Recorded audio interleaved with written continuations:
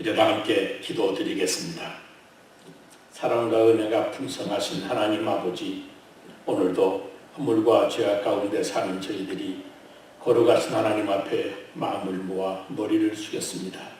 가정에서 또는 각자의 자리에서 조용히 머리를 숙여 싸우니 우리의 기도를 들으시고 우리를 불쌍히 여겨주시며 험악한 이 땅에 소생케 하시며 풍성케 하시는 은혜를 덧입혀 주셔서 병상에서 신음하는 환자들을 일으켜 주시고 죽어가는 많은 생명들을 다시 소생시켜 주시옵소서. 하나님 아버지, 지금 우리는 코로나19를 대비해서 거룩한 주일이건만 하나님의 거룩한 성전에 나가 모이지를 못하고 이렇게 영상 예배의 자리로 홀로 나와 앉았습니다. 우리를 불쌍히 여겨 주시옵소서. 함께 모여 찬양하며 함께 부르짖어 기도하며 뜨거운 하나님의 말씀을 받으며 은혜 받던 때가 벌써부터 그리워옵니다. 이 목마른 심령들을 주여 속히 하늘의 신령한 은혜와 축복으로 채워 주시옵소서. 우리 속에 회개의 영을 부어주셔서 온 백성이 하나님께 돌아오게 하시고 어서 속히 이 시련을 거두어 주셔서 하나님의 거룩한 집에 다 함께 모여 예배드릴 수 있게 하여 주옵소서. 고마우신 하나님 아버지, 오늘도 서민경제의 파탄에 신음하는 우리 국민들은 그 생명까지 위협하는 코로나19 사태까지 겹쳐서 우리 대한민국은 총체적으로 다시 헤어나기 힘든 지경에, 어려운 지경에 빠져들어가고 있습니다. 전 세계가 함께 겪고 있는 이 코로나19 사태를 잘 대응하도록 지도자들에게 지혜를 주시며 자유민주주의 대한민국의 운명을 결정하는 4.15 선거를 통해 우리 국민들이 올바른 선택을 하게 하여 주시옵소서.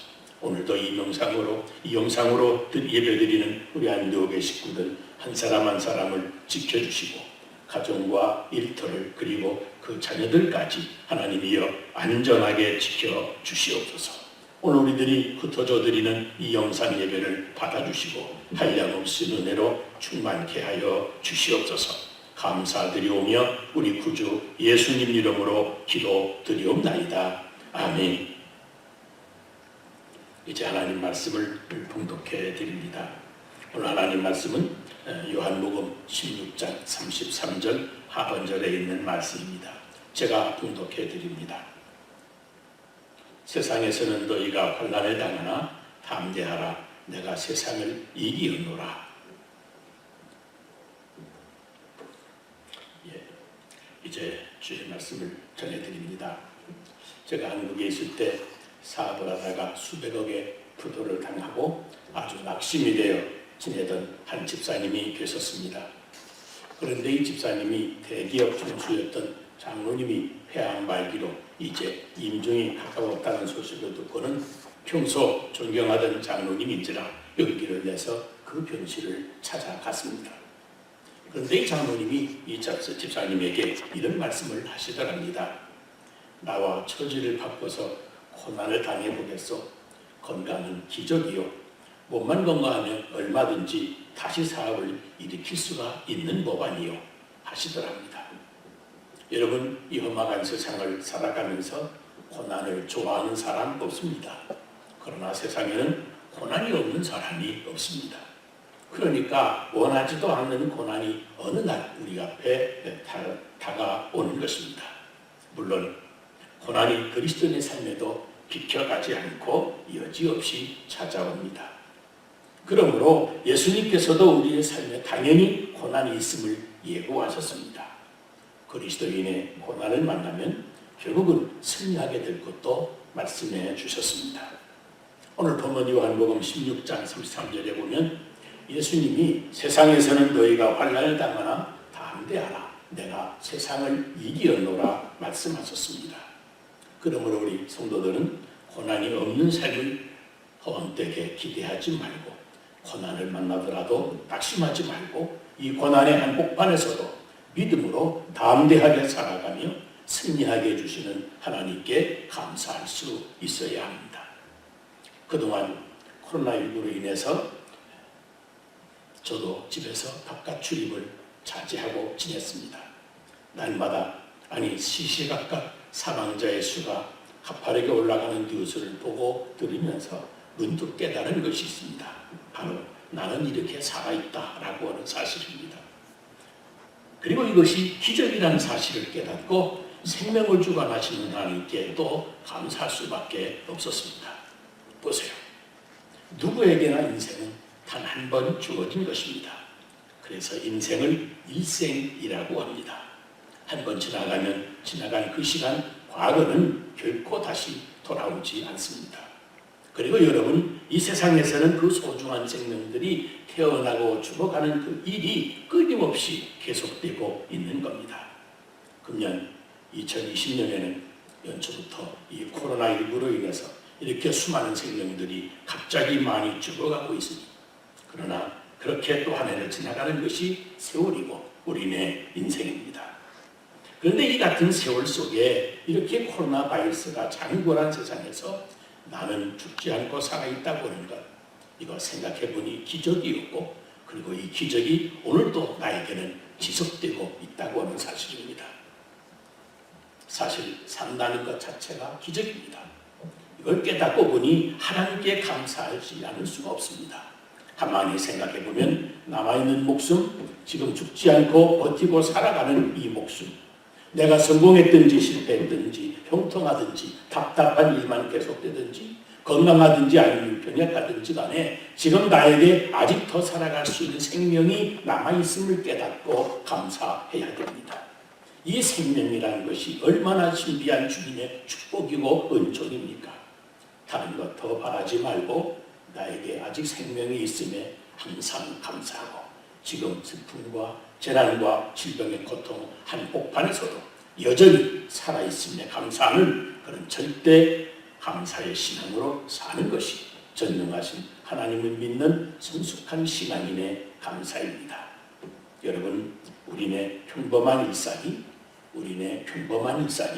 기적인 것을 믿으시기를 바랍니다.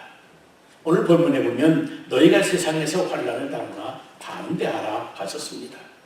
그러므로 세상에 사는 우리는 다 고난과 환난을 당하게 되어 있습니다. 그러나 담대하라고 말씀해 주십니다. 그러므로 내가 고난 당할 때 도대체 하나님은 어디 계시는가? 하나님은 왜 나한테 이렇게 대하시나라고 어리석은 고민을 할 필요가 없습니다. 예수님의 생애를 연구했던 앨런 페이튼이라고 하는 사람은 놀라운 사실을 지적을 했습니다.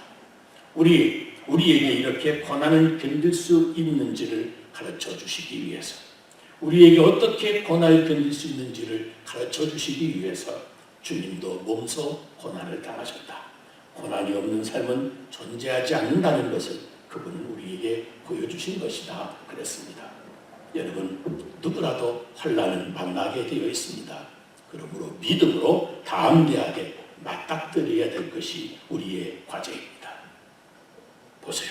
고린도전서 10장 13절에는 시험 당할 즈음에 피할 길을 내사 의로 등이 감당하게 하신다고 하셨습니다.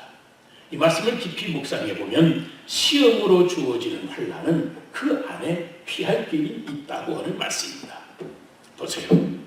어떤 분은 코로나19 감염을 내세워서 교회에 모이지 못하게 하는 것은 종교를 핍박하고 신앙을 박해하는 것이라면서 종교적인 고집을 부려 열심히 모이려고 하는 사람들도 있습니다.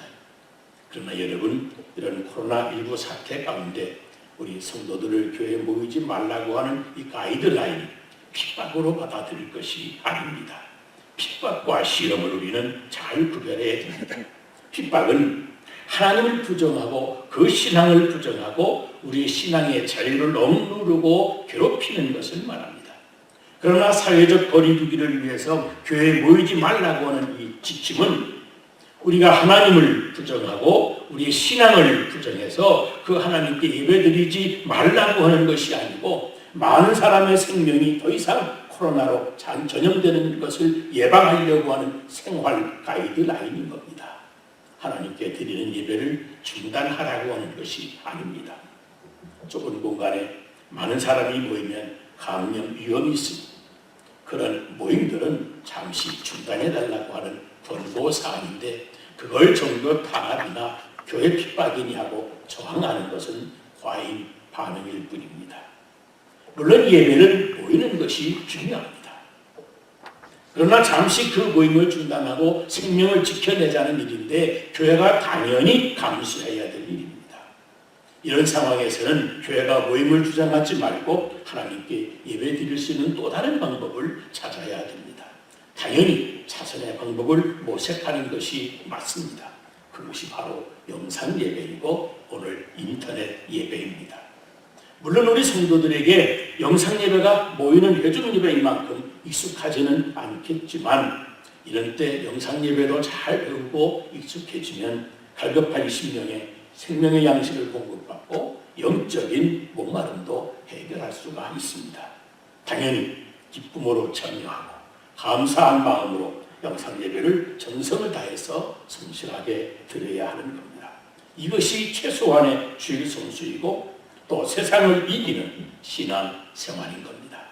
그동안 교회에 모이지를 못해서 반가운 성도 여러분을 뵙지 못하니까 벌써 하나님의 교회가 그립고 온 성도들이 함께 주일 성전에 모여서 뜨겁게 기도하고 열정을 다해 찬송하며 말씀을 받던 때가 그리고 친교실에 음식을 함께 나누며 즐기던 때가 그립습니다. 우리 고독한 이민 생활에 이 얼마나 가슴을 훈훈하게 하는 성도의 교제였습니까? 이제 하나님의 은혜가 충만한 영상 예배로 성실하게 훈련받다가 어서 속히 이 코로나19 사태를 몰아내고 건강한 모습으로 하나님의 정전 성전에 모여서 우리 함께 예배드리고 풍성한 성도의 교제를 할 수 있게 되시기를 주의 이름으로 축복합니다. 여러분, 고난의 때는 무대 위의 연기자가 다 사라지는 고독한 때, 그런 때일 수 있습니다. 그때는 사실 하나님과 더 가까워질 수 있는 절호의 기회입니다. 여러분, 왜 사람의 가능성이 무한한지 아십니까? 하나님이 은혜를 주시면 반전의 역사를 쓰지 못할 인생이 없기 때문입니다. 지금 아무리 연약하고 부족한 모습일지라도 하나님이 은혜를 주시면 앞으로 얼마든지 놀라우게 쓰임받을 수가 있습니다. IQ 2자릿수도 하나님이 은혜 주시면 3자릿수가 모르는 세계를 알아낼 수가 있습니다. 몸이 허약해도 하나님이 은혜 주시면 건강한 사람보다 더 무병장수할 수 있습니다. 가문이 형편없어도 하나님이 은혜 주시면 찬란한 가문을 일으킬 수 있습니다. 누구라도 하나님의 은혜를 주시면 놀라운 새 역사를 써나갈 수가 있습니다. 여러분, 하나님의 은혜 안에서 자기 자신의 가능성을 믿으시기를 바랍니다. 거룩한 비전을 향해서 포기하지 않고 나아가면 하나님이 은혜 주실 때 얼마든지 새 역사를 만들어낼 수 있습니다. 예배는 하나님의 은혜를 주시는 놀라운 통로입니다. 그러므로 예배 성공은 하나님의 은혜를 받아 내 인생을 반전시키는 기적을 우리에게 가져오는 것입니다. 그래서 고난의 시기에 사람들이 내 곁을 떠나고 외로울 때 그때 더 하나님께 나아가 예배를 드리고 기도해야 됩니다. 그런 의미에서 이번에 성도들이 각자 있는 자리에서 드리는 이 영상 예배는 하나님과 인격적인 관계를 더 진실하게 하는 훈련이기도 하고 하나님 앞에 진실로 홀로 서기를 할 수 있는 새로운 경험이 될 수 있습니다. 하나님의 은혜를 주시는 영적인 통로를 여러분 빼앗기지 말아야 됩니다. 예배는 하나님께 나아가 하나님을 만나는 겁니다. 하나님만이 예배의 유일한 대상이십니다.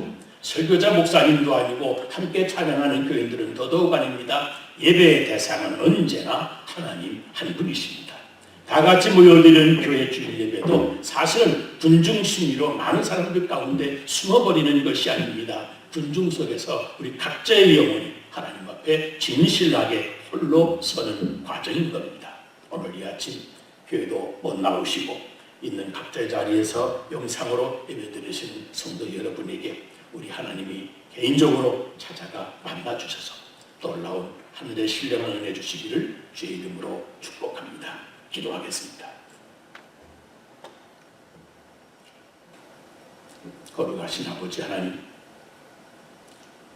믿음으로 산다고 하지만 눈으로 보지 못하고 만나지 못하고 믿음의 시들과 함께 어울리지 못하면 얼마나 힘들고 고독하고 외로운지 모릅니다.